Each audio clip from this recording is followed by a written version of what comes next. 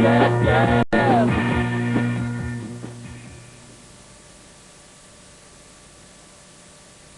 We used to play together because we lived very close by. When he was about 5 years old, he used to dress in a cowboy outfit for Roy Rogers, I think it was. With holsters and hat. And he had these big ears that stuck out. I kind of lost track of him because we went to different schools. And then we saw each other on the train station. I think I had these records that I just bought from America. When those times they were so expensive, you know, to get these records imported. You couldn't buy them in England. This cat's together, right? And he's got Best of Muddy Waters and Rockin' at the Hops by Chuck Berry under his arm, you know. Hey, man. Nice to see you, but where'd you get the records? We started rehearsing together with some other friends and started hanging out together and listening to records and stuff like that. They used to live in Edith Grove. That's Brian, Keith and Mick in this ridiculous household. Brian and Keith used to be hilarious together. But it was actually Mick's apartment. So it was as usual on his head, whatever we did. It's funny how things don't change much. It was more of a family than a band. Because I'd never been in a band longer than like 3 months. So when the Stones asked me to join, they talked in terms of a band, you know, commitment, in other words. So I thought, oh, this will go on a year, and then next year could fold up.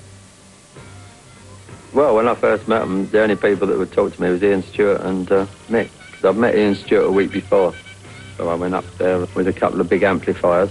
I mean, big ones. They only had funny little things, or with all the speakers broken and all that. And so when I arrived with all this stuff, they sort of mouths dropped and the chins hit the floor. And so I said, you can use that one and you can use that one. They were like, wee. And suddenly I was popular. If you turn out to be a musician, anything you've ever heard comes out in what you play. We were influenced by Howling Wolf, Muddy Waters, Jimmy Reed, Chuck Berry, Little Richard. The other influences we had were more perhaps popular. You know, Elvis Presley was a big influence on everybody. He was like the sort of archetypal rock star standing the guitar. Like Buddy Holly was very, very big in England and was a great kind of role model for anyone that aspired to being a singer, songwriter, guitar player. We would do almost everything. So we'd run the whole gamut of pop music. And I think that's what we still do, really. Thank you very much. We're going to do our slow one now. It's called You Better Move On.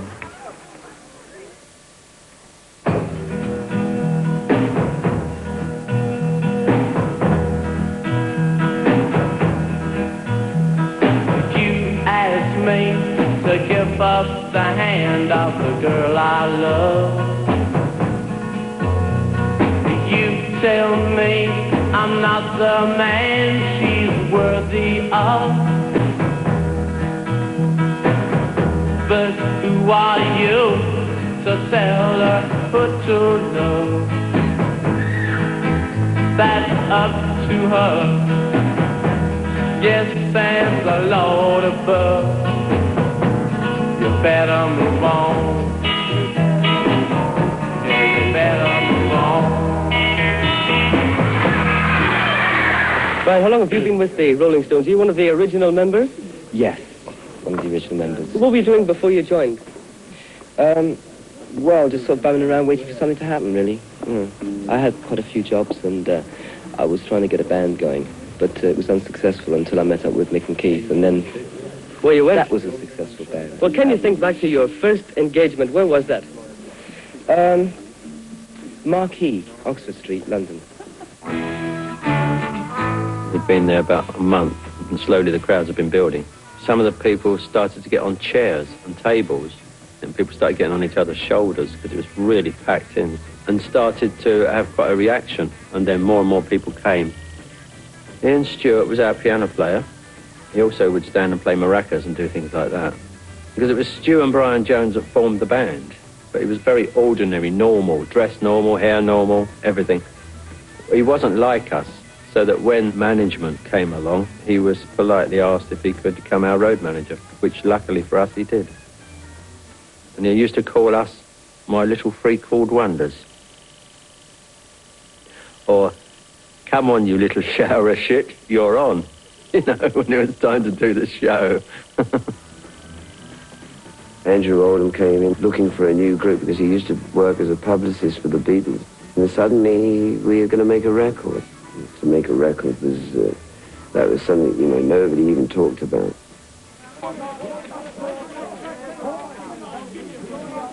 Andrew pitched it so that we were very much the antithesis of the Beatles. But the reality, the Beatles they were just as cynical as us. But they'd been pitched as clean scrubs and they got the suits on and so on. We were sort of billed as this black version of them.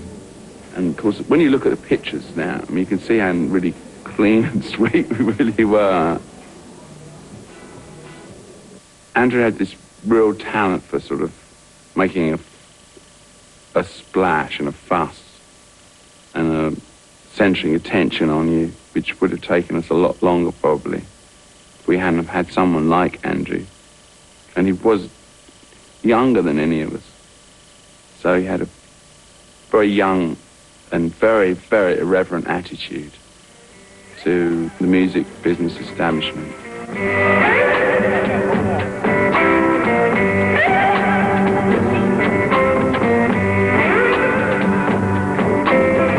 If you see my little red rooster, please drive him home.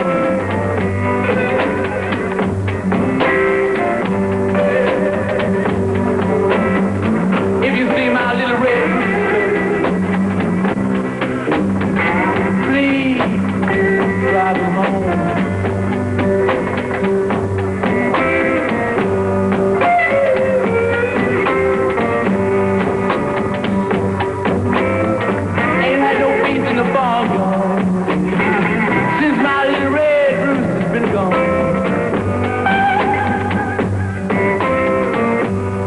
At that time, Mick didn't really play an instrument. He was always playing harmonica, you know, which is still one of the most brilliant players of. In fact, I think that's where you find the pure, unadulterated Mick Jagger, is when he's playing harp.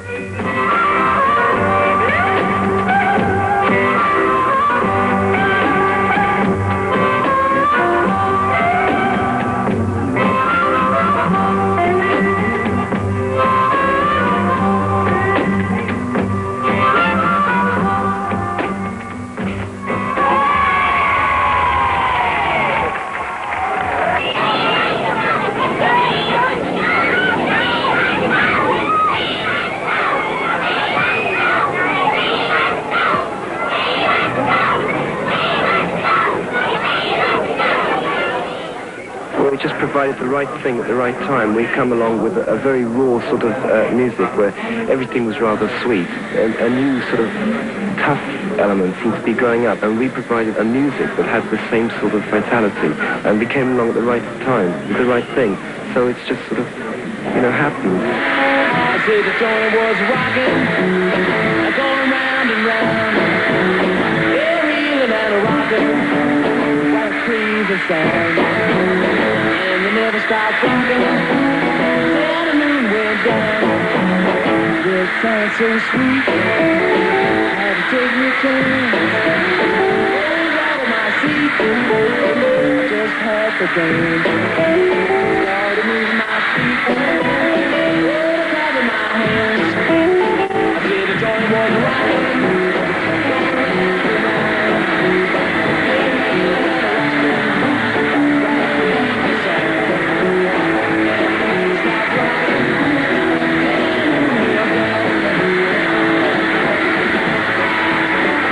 My memory, the first stage we played on the theatre stage was a small cinema. This maybe holds 3,000-4,000 people at the most, you know, and suddenly there's this enormous gulf between you and the audience, and The stage seems to sweep over the horizon because you're used to playing in the stage and everybody's like face to face. You're playing right into their faces. And so you've got all this room and you just feel like a little load of lost sheep in the middle of it.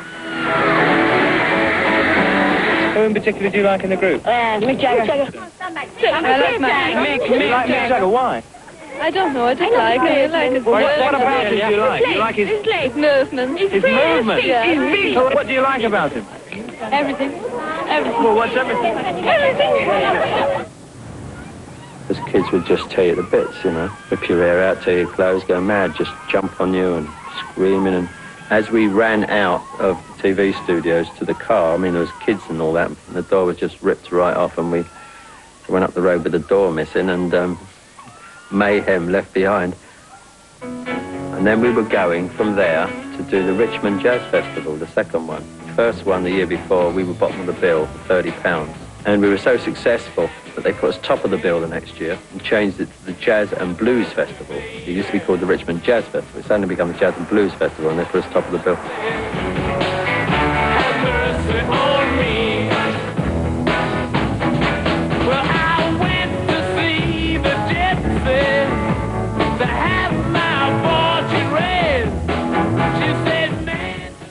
Charlie, do you mind if I ask how much you earn a year now? Thousands. How many? Eh? How many? I don't know. 200 or 300 a year, isn't it, Bill? What's it? Yeah, £5 a week. Yeah, £5 good. a week Just to go. turn around, listen, let everyone see you. Yes, I don't know, quite honestly. Well, how about $1 million concern, must be. Sure it is. Must be. How do you compare your group with the Beatles? I don't know. How do you compare it with the Beatles? I don't compare it at all, you know. There's no point. Well, let's get right down to brass tacks. Do you think you're better than they are? At what? You know, it's not the same group, so we just do what we want and they do what they want, and there's no point in going on and comparing it. So you can prefer us to them or them to us. It's just diplomatic, you see. Very diplomatic, and I don't want to labour it, but do you feel you do what you want to do better than they do what they want to do? Yes. Probably. I don't know. I don't know what they want to do, you see. Very diplomatic. The first tour was tough. We were popular in New York and popular in LA. The bits on the edges, but, you know, there's the big bit in the middle where no one knows you. You know, we used to play empty stadiums. The good thing, though, was the Beatles had done this before, so we didn't have to go in there first. We knew it was going to be really tough. We knew it wasn't going to be easy.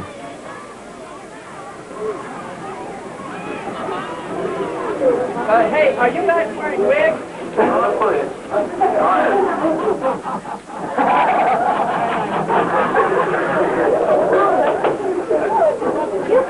play the same music as the Beatles?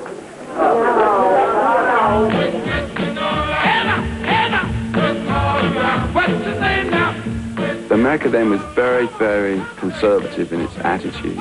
I mean, the twist, it was the first dance that white people got involved with of African origins, a sort of turning point in the clash of black and white cultures. Well, there's a real swing in that cause the twist now. Yeah, there was a lot of waffly white pop. But I mean, there's always going to be good-looking guys with great haircuts who are going to appeal to girls, and that's just what pop music's about.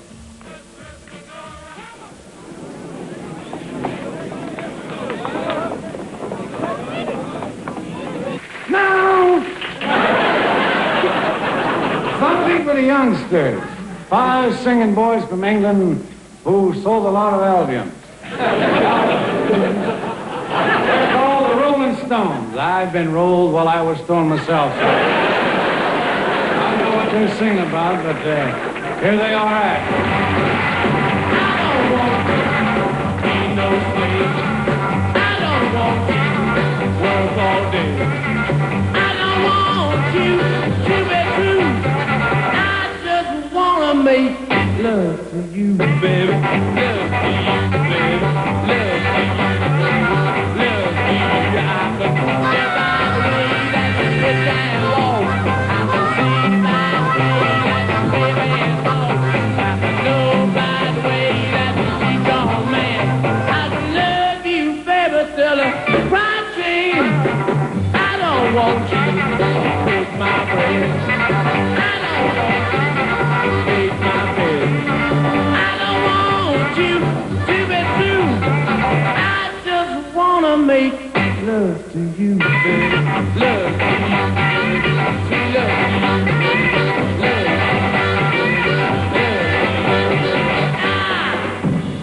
make love to you.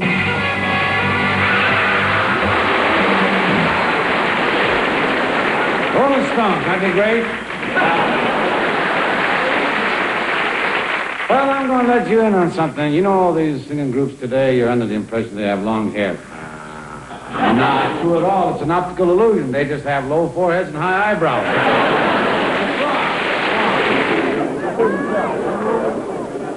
If Dino had thought a little more, he wouldn't have been quite so flippant, you know. But then I don't blame him in thinking about it now in 1963. At the time, it was like a deadly insult. All it did was, all those things, they only went to make us want to prove ourselves more, and like, so we'd come back and bite your head off, you know. That was all they did, was like steal you, you know, and that's what toughens you up.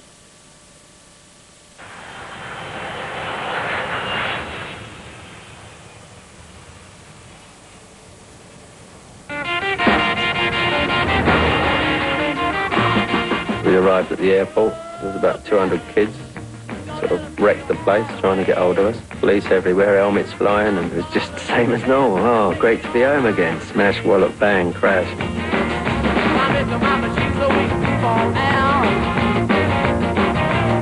I know the swing a little go, we can jump and shout.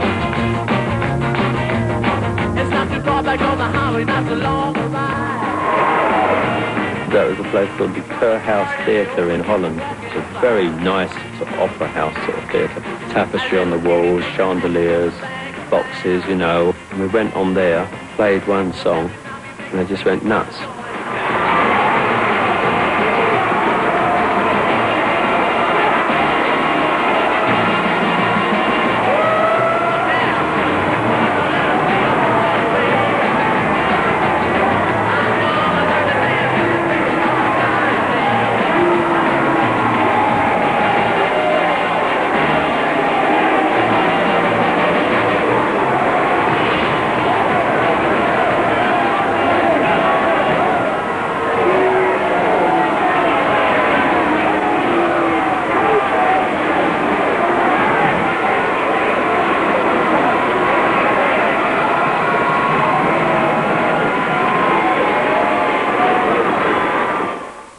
I mean, to walk on a stage and hear nothing except screams is just unbelievable, really, when you think about it. And to actually be involved in it, and you look round and it's Brian they're screaming at, and you just seen him in the lavatory before you go, you think, it was a ridiculous sort of thing, you know. Now you can put it down to, oh, it's show business and all that crap, but to actually walk on there and see girls fling themselves off balconies, I mean, it was amazing. But once the curtain was drawn, I kind of, but I've always been like that, you know. Once the curtain's drawn, I like to go away from that. And in those days, you couldn't do it.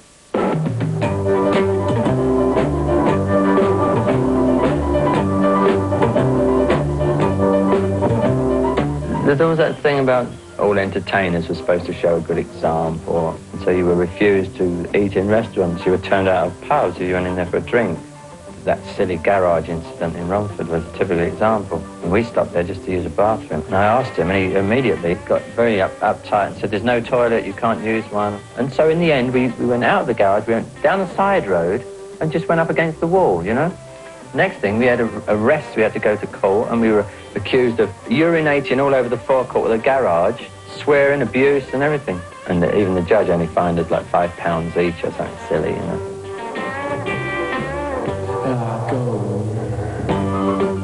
At the beginning of all this, in the early 60s, nobody took the music seriously. It was the image that counted.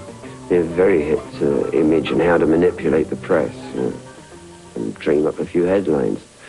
You know, a lot of PR went into it. There was a lot of it, you know, without consciously trying to make it. Was just like, what mood do we make today? What do we do today? You know, come on, Andrew, let's dream up a gig, you know, gag. You know, I think it was Andrew's one, you know, would you let your daughter marry a Rolling Stone and all this sort of thing. I think that was all Andrew. Just cultivating the bad moments. I mean, we used to do things like go to hospitals and visit sick children and all that, but that would be very minor played up, wouldn't be played up by Andrew. The sort of, the other aspects would. No, he always made sure that we were as violent and as nasty as possible. The Rolling Stones have just landed here in New York for their second U.S. tour. The group has steadily gained in popularity since their first visit to America 5 months ago. In addition to their concert tour, they will appear Sunday night on The Ed Sullivan Show.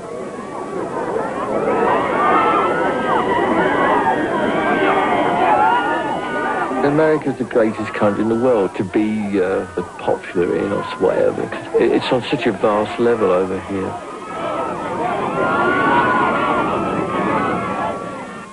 For adulation, it's wonderful, you know, and if you believe it, you'd be the most dreadful person in the world. But I mean, it is amazing. Who do you prefer, the Beatles or the Rolling Stones? I think that the Rolling Stones have a lot more sex appeal than the Beatles do. And I think when the Rolling Stones are performing on stage, there's a lot more excitement coming through to the audience than when the Beatles are performing. I think the greatest, they're dressed different, and the best things that ever happened in the United States. Why do you like the Rolling Stones? Because Keith is beautiful, and they're great, and because they're so ugly that they're appealing. Here's the first appearance of the Rolling Stones. It's on my side. Yes, it is. Time is on my side. Yes, it is. Now you always say that you want to be free, but you come running back. You come running back. You come running back to me.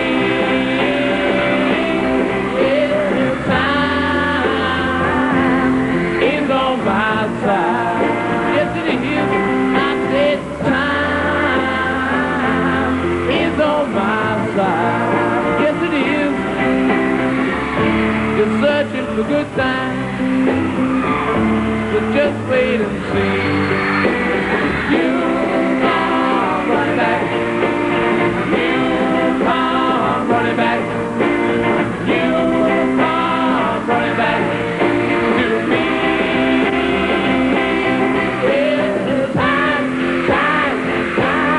is on my side. Yes, it is. I said time is on my side. Yes, it is. I said time is on my side.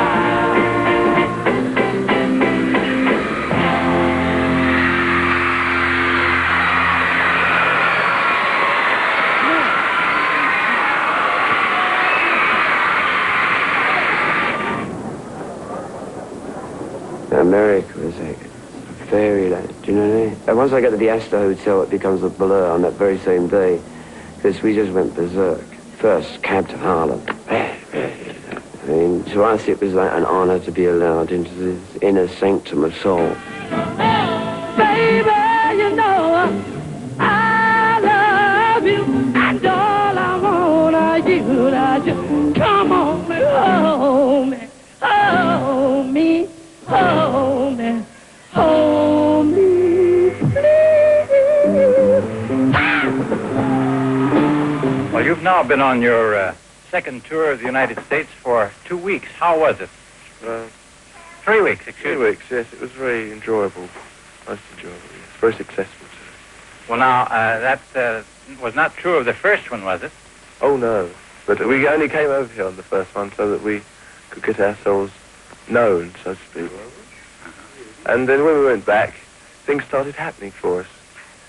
Well, why did they start happening? I don't really know. Something sort of chemical reaction seemed to have happened somewhere. What would you say happened?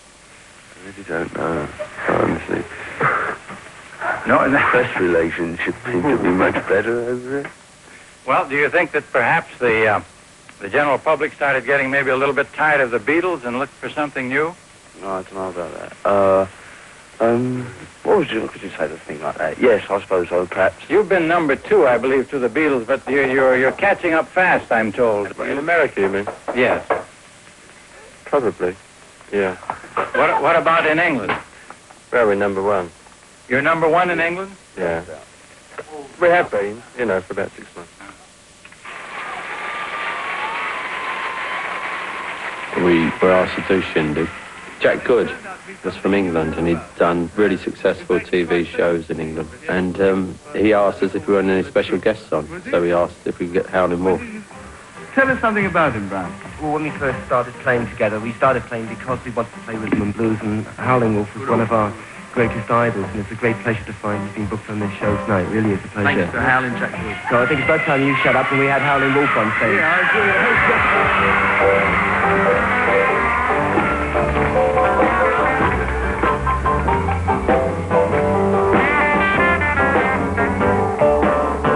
How many more years till I have to let the dog be around? How many more years till I have to let the dog be around? I would rather be dead, leaving sleep face at the ground. It was Andrew that pointed out to us that if we didn't start finding a source of new material, that this thing wouldn't last, because how long could you cover other people's, or how many obscure great songs are you going to find? And so for me, definitely the greatest contribution Andrew ever did was lock Mick and me in the kitchen for a day and a night and say, I'm not letting you out until you've got a song. The more you get involved in it, the more creatively satisfying it is. Especially if if you're playing and singing all your own songs. For me, people say, "How do you remember all those words?" I say, "Well, I wrote them all. I wrote them so I don't have to remember them." Mick and I learned really quickly. In retrospect, it seemed a long time at the time to be able to say, do we have the balls to give this to the rest of the boys to play? Until we came up the last time. And he said, yeah, this one we won't be ashamed of giving to the rest of the Stones to say, let's try this for a single. I told you once and I told you twice. Someone has to pay the price. Here's the chance to change your mind. I'll be gone a long, long time. Well, this could be the last time. This could be the last time. Maybe the last time. I don't know. Oh no.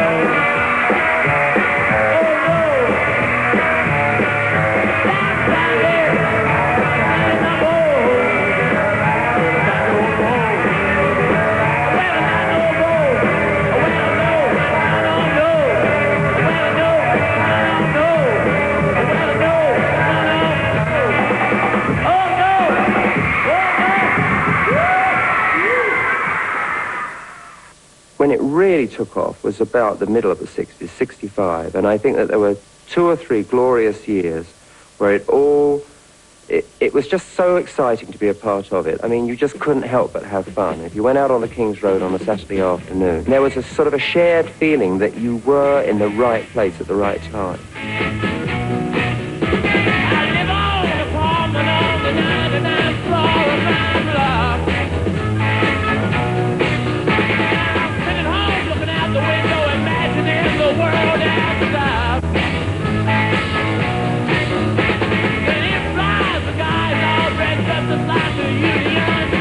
It was happening in every field, in fashion, photography, acting, playwriting, music, and it all came to a head at the same time in London. So the Stones were a part of the whole thing. It wasn't just the music.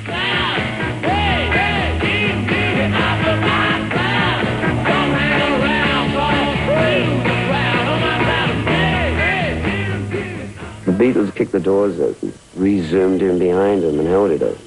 There was the Dave Clark family, and there was the Searchers and Jerry and the Pacemaker. But everybody knew that was sort of peripheral stuff, and the meat of the matter was the Beatles and us. In a way, it turned out to be a kind of double act throughout the 60s. If we had a single ready to put out, and we'd call them up and go and see John, and they'd say, well, how's your new record, And they say, well, we're still overdubbing and mixing ours, Well, ours is ready. They say, okay, well, you put yours out now. And we'll hold ours back for another 2 or 3 weeks so that we didn't clash. There was no meticulous piece of work going down between the Beatles and the Stones, and not to clash with each other. The Rolling Stones are back in the States to record a new album. The band will be working at Chess Studios in Chicago and at one of Elvis Presley's studios at RCA in Hollywood. When we started, people only wrote sort of euphemistic songs about love. It wasn't really until like the Bob Dylan period that people started to write songs with real content in the lyrics. And in Satisfaction, the whole thing was I just wrote where it was I felt. If it had been maybe earlier on, I would have toned it all down.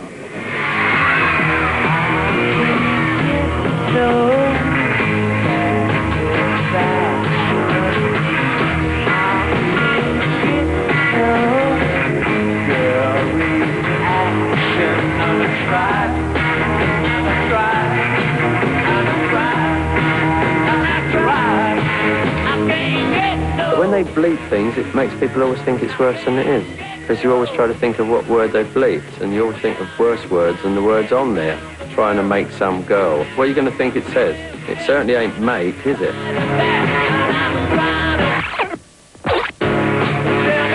They blocked the vocal out because they allowed us to say the words, and then when we said the words, they blocked it out. But, you know, I mean, it doesn't really matter, you know. It's all a joke. I mean, it's a washing machine, and then it's you, and then it's a soap powder. I mean, what does it really matter, you know?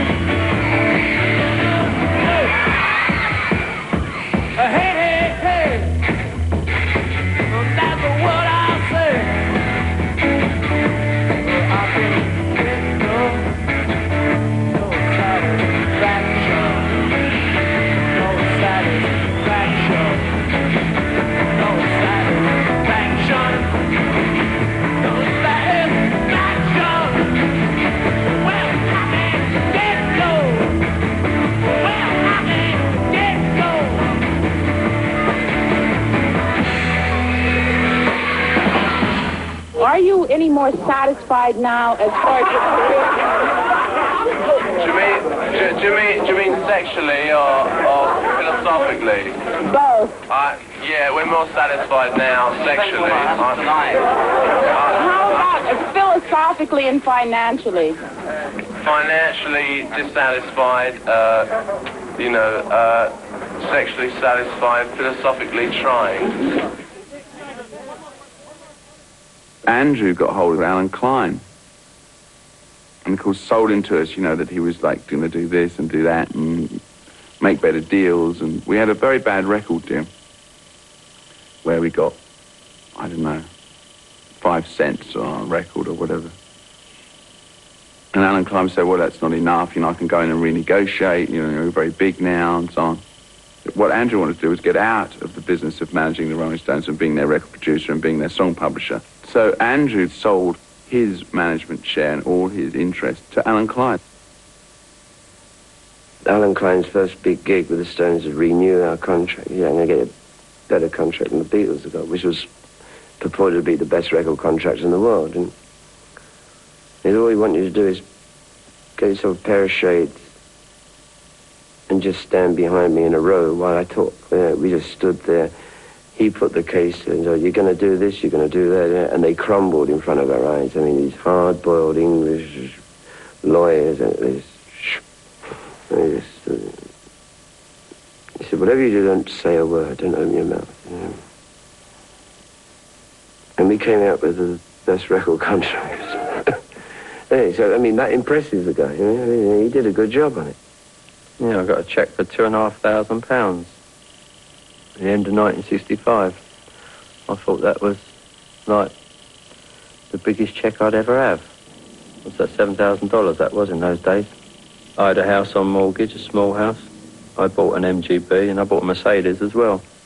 And that was most of the 7,000 gone, I think.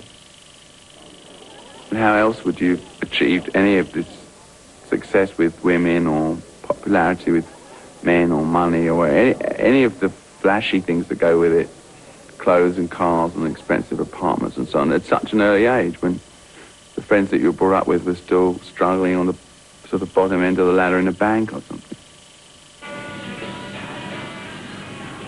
Hey, oh, you crazy rock and rollers! The Rolling Stones are back in New York City, and we'll be sending you some of their biggest hits. We're playing the Rolling Stones for the next hour, so stay tuned. It's kind of attractive for very young men to have all this attention and flattery and girls chasing you down the street. But I think we all enjoyed it up to a point. I mean, you used to get your clothes ripped and pulled. It was a bit scary. I mean, we had some very scary moments.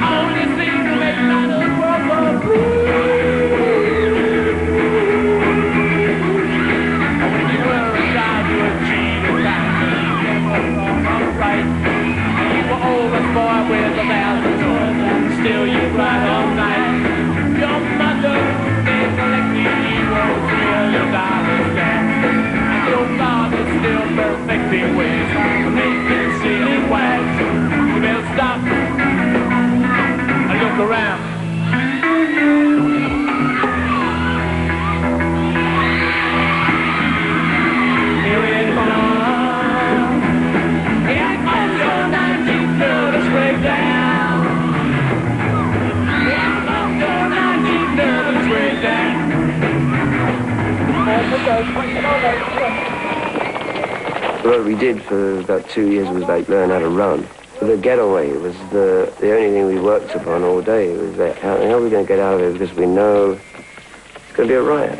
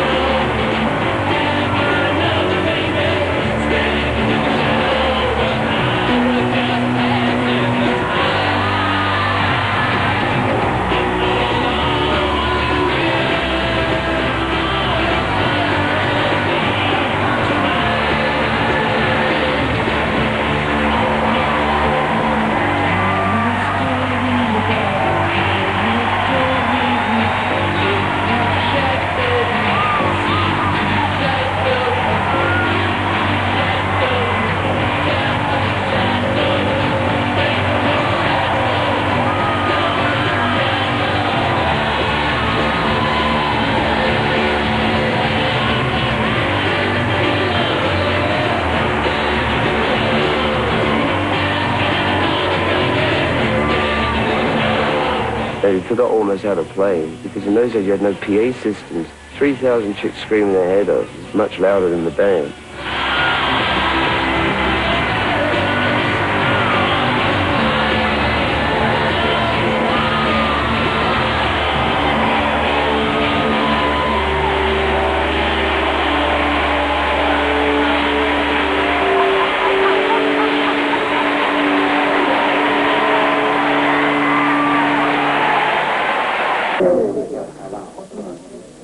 You treat every track you made as if it was a single. And that's what made albums become slowly more and more influential than your 45, the single. So in a way, what the Beatles and ourselves did, the most important thing was to break record company control. If you're writing the songs and you're playing them, nobody has the right to tell you how it should be done. You make the record and you give it to the record company. Well, I think it was a sort of very glamorous period, really. And I think it's where the women perhaps became, for a while, almost as important as the group themselves. Marianne was very much a star in her own right, and I think was responsible for giving Mick this sort of more cultural image that he acquired at that time. And Anita was just this very exotic, international girl who would get on a plane with a rucksack on her back, you know, and a credit card in her pocket. They were absolutely the right girls for the right guys, you know.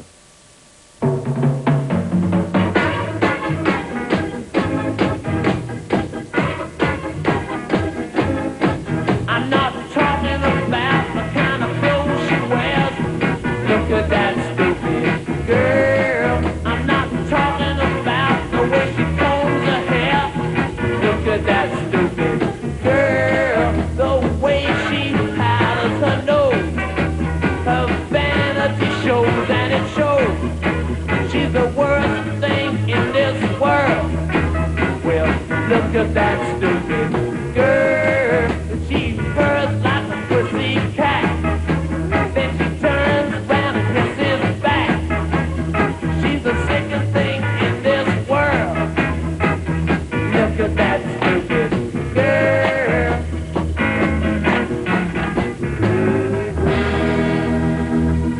I think that's one of Andrew's ideas. But I mean, English people don't need much convincing to dress up as women. If you get bored at the weekend and you've got friends over and you want to dress up as women and go down the pub, you know, they don't need more than that one time asking. And we didn't need any much encouraging them. We would just do it. It's just a thing about English guys that they just will do that. You know, it's in the blood.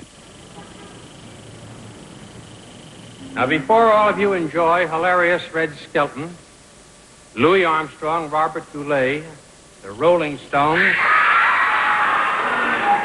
Holiday on Ice sensation Ronnie Robertson, and 30 others of his skating cast, right now we open tonight's show with the Rolling Stones version of Painted Black. Here they are.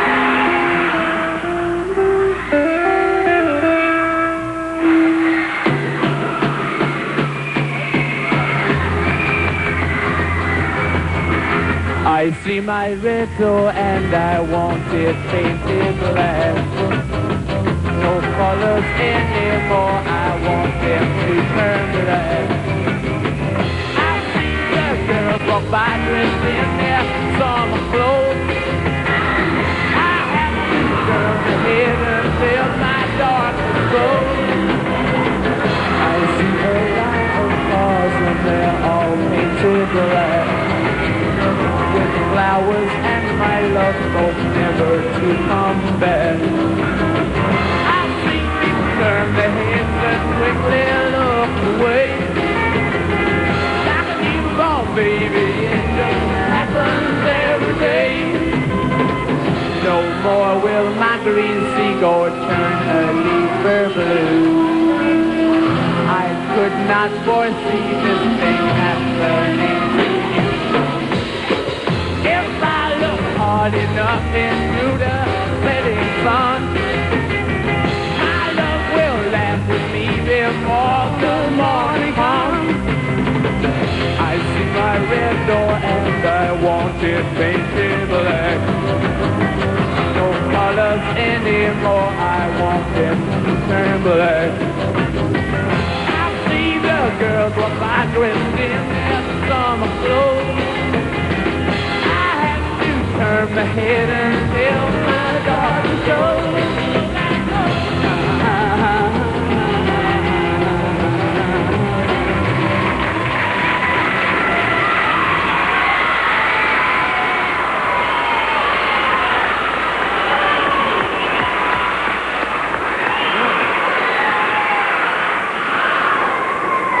I think you're yelling much better this year.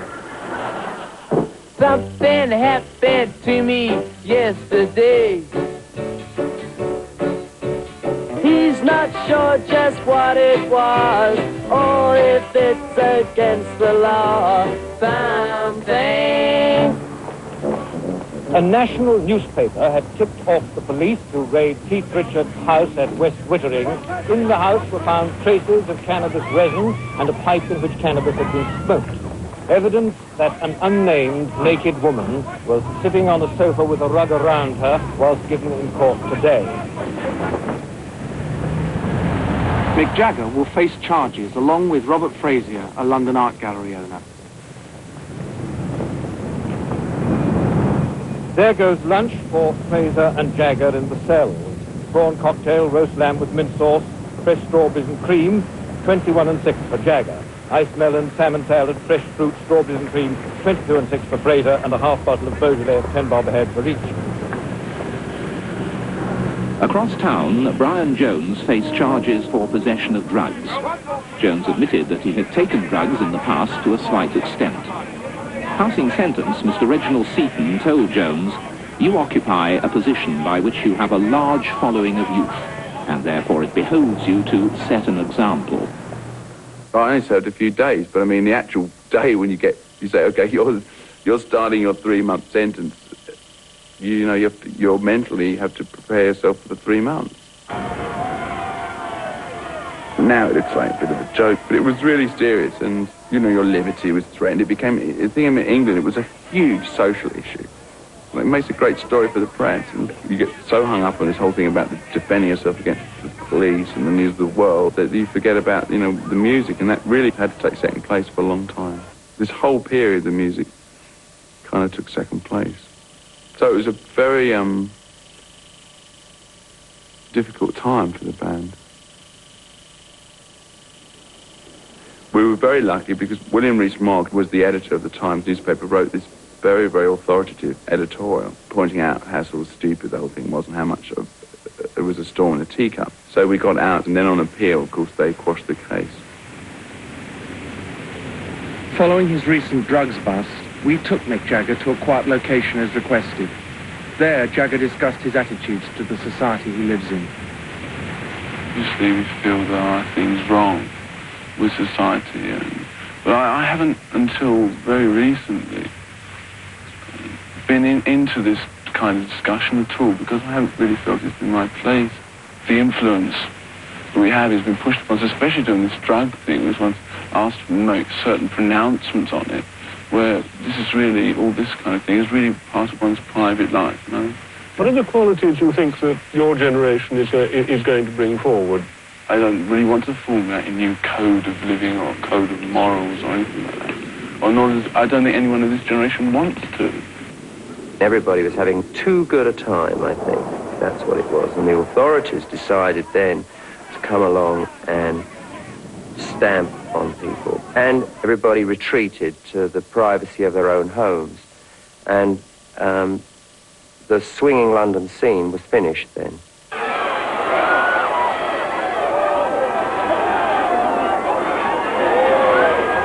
It was a big show, and it was very important. You hit 60 million people when you did that show. So when it came to let's spend the night together, we had to make a compromise. Mick slurred through the words instead of saying them clearly. Even the Stones compromise sometimes, you know.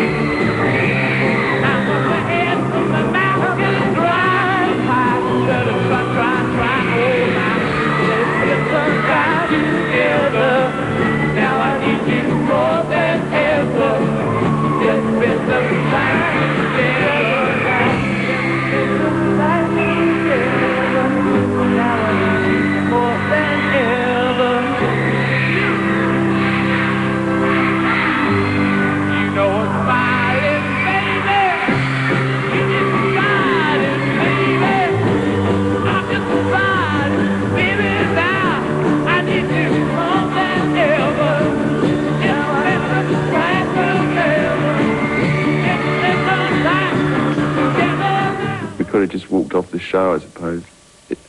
I don't know, it just seemed... It became rather a cool celeb later on, but I mean, I thought at the time that no one would really care or ever remember. Suddenly we were allowed to enjoy all of the fruits that we'd been working for. Suddenly you just had all this free time with loads of bread. And Brian was the leader. I virtually lived there with, sort of headquarters in a way. And then the bust happened, and okay, then nobody knew what was going to happen about this bust. So he said, right, let's go to Morocco. Let's change the backdrop. So I pulled the old Bentley out, and Brian and Anita and myself sat in the back playing sounds. And Brian falls ill. We had to put him in a hospital. And so just Anita and me in there, and of course, amazing things can happen in the back of a car. And they did. So he caught up with us back in London, obviously, in about a week, and so there's this sort of tearful scene, and me saying, no, You're just too much of an asshole to live with. Keith and I got something going, yeah. It's true enough. 2 kids later. But that was the final nail in the coffin with me and Brian. You know, I mean, he'd never forgive me for that. And I don't blame him, but hell, shit happens, you know. Well, Mick was hanging out a lot with the Beatles at that time, and he was involved in the Maharishi thing.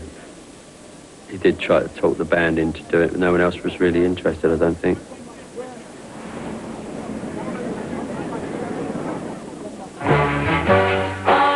Ladies and gentlemen, this is Our World, broadcasting live from the Beatles recording studio here in London, where the latest Beatles record is at this moment being produced. The Beatles' new composition, All You Need Is Love, is a song about peace and love. Included in the audience are Rolling Stone members Keith Richards and Mick Jagger. This certainly is quite an occasion.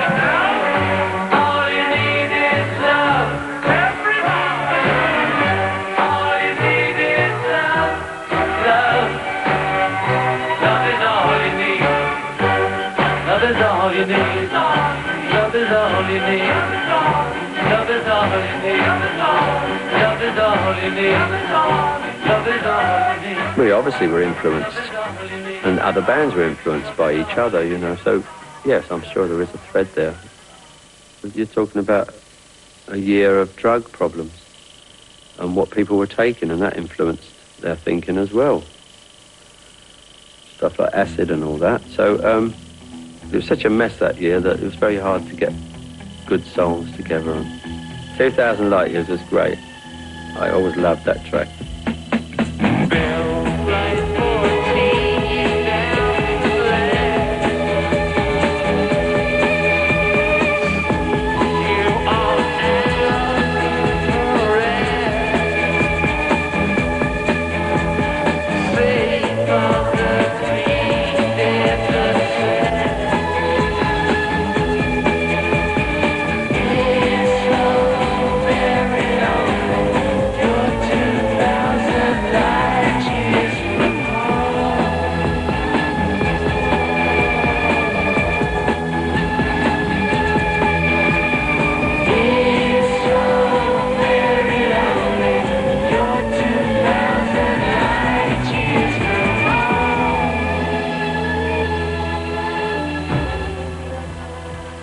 Yeah, it was a great song to come back out of the psychedelic era with.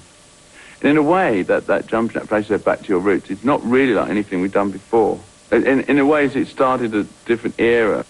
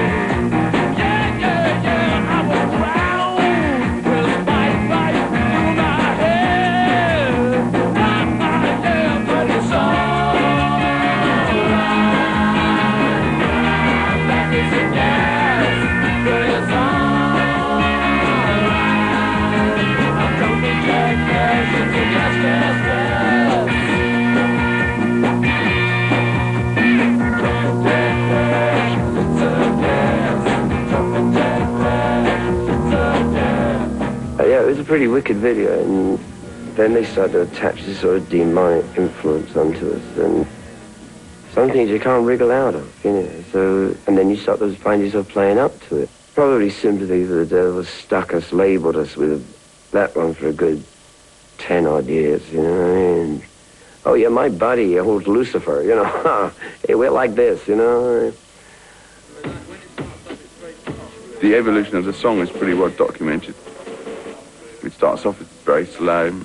Sort of, I'm just writing this kind of like a acoustic song, slow one, and then I think Keith gets the idea that it should be faster, and we make it into a samba and so on. I had lots of meetings with Jean-Luc Godard in the hotel in London where I used to try and say, well, what's the film about? And it was impossible to get out of him what the film was about. And I never really realised what the film was about anyway.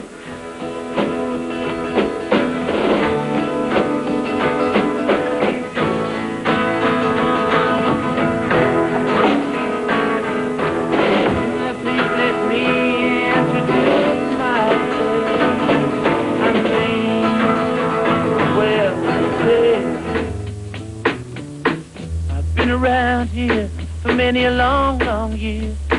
So many a man's soul and faith. Pleased to meet you. Hope you guessed my name.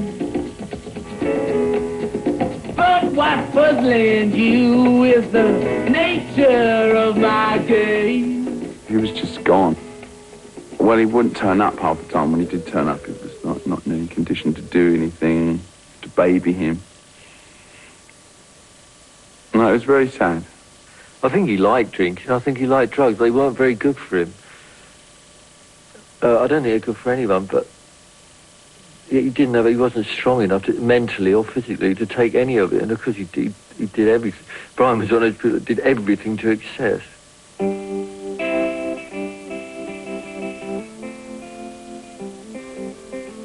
Actually, the only reason it didn't come out, we felt that our part of it, because we did it at the very end and it was a 2-day shoot and we'd been up for 48 hours, that we felt that the Stones' performance wasn't up to par.